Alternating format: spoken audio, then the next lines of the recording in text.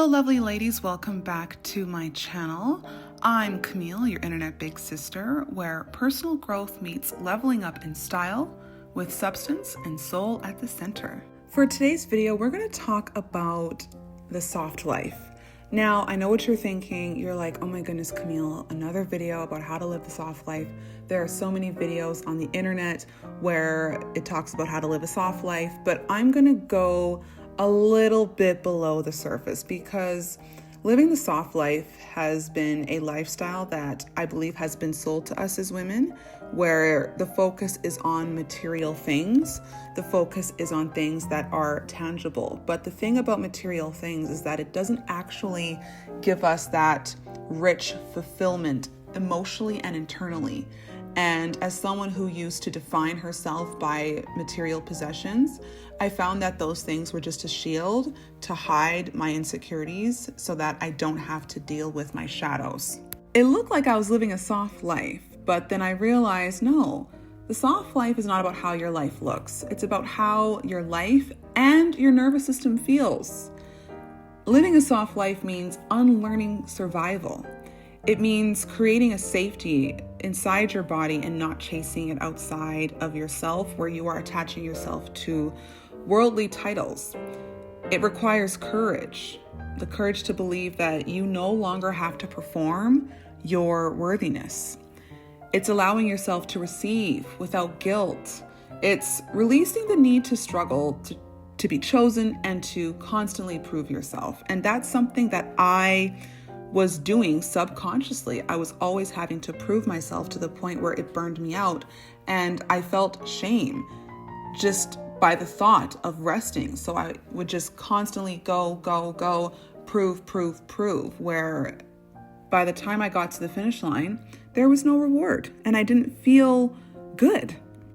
Living a soft life is, how would I say it? It's spiritual rebellion against urgency, scarcity. It goes against the belief that you must earn rest, love, and have peace. Now, you must reparent the parts of yourself that you are taught to love.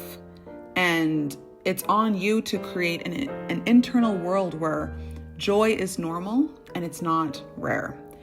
And it begins where you start to honor your emotions as sacred messengers, not enemies to conquer. And as I move through my journey, I'm learning to move slower and not with quickness, because when you choose to move slower, it's because you trust divine timing more than human pressure, right?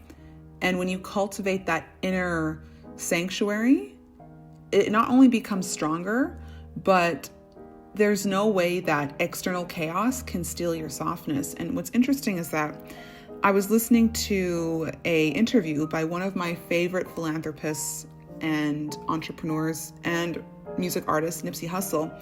And he said, would you rather be at war with yourself and at peace with the world? Or would you rather be at peace with yourself and at war with the world? And true value and true peace happens within ourselves. It's not about escaping life. It's about being able to walk through it with tenderness, devotion, and with unapologetic ease. That is how you live a soft life.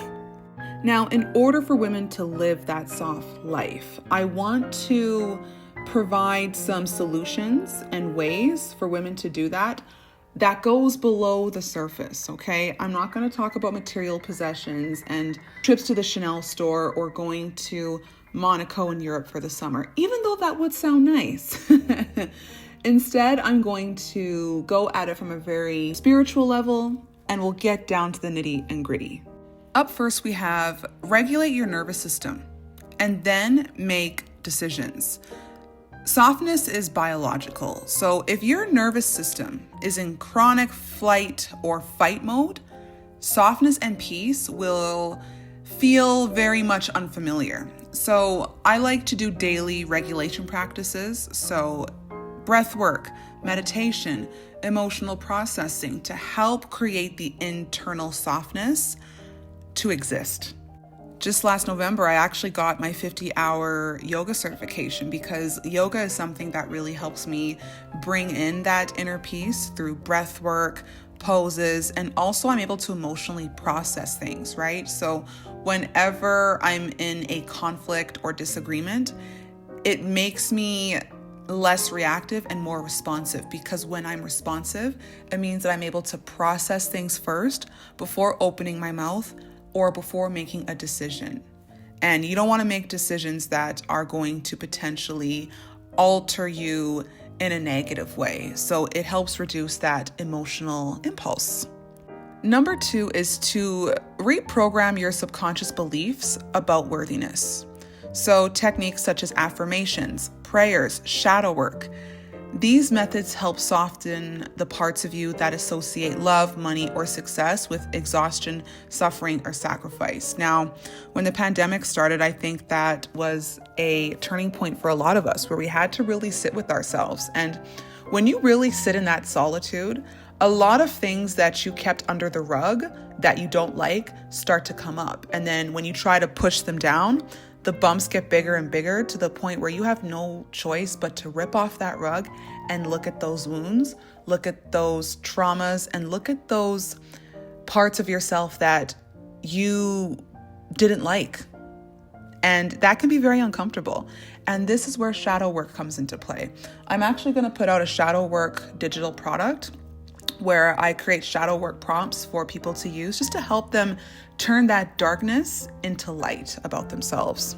And understand that reprogramming, it takes time. So give yourself compassion for when you do this.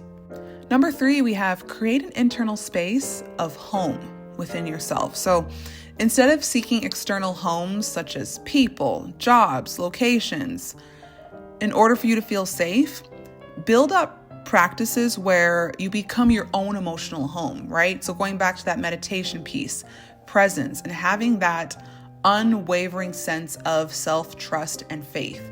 And also ask yourself, what does this look like? Sometimes what I do is I create vision boards, but I categorize them. So I categorize my vision boards according to job, lifestyle, business, and even my personal style. And I spend a lot of time on the lifestyle part, because that allows me to look at visuals of yoga, meditation, and creating a safe space within myself. And so it allows me to be visual and creative in that aspect. Up next, we have shift your identity from doer to receiver.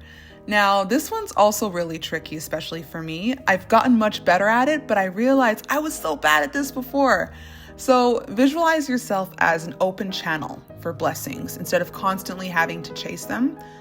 Because I find that when you chase blessings, the more it burns you out and the more anxiety and impatience you are going to feel as well as have. So practice embodying receptivity, whether energetically and practically, by saying yes to help, to rest, and to miracles without guilt. And I'm going to tell you this completely transformed my life, because everywhere I go now, I get compliments. I get noticed on the street. People want to talk to me, and the conversations are usually wholesome and lighthearted, because I have put myself in a position to receive love, blessings, compliments, and kindness. Why? Because I treat myself that way. And so it's going to manifest and shape my reality.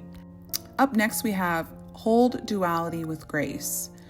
Now, soft living doesn't mean that you never are going to face hardship.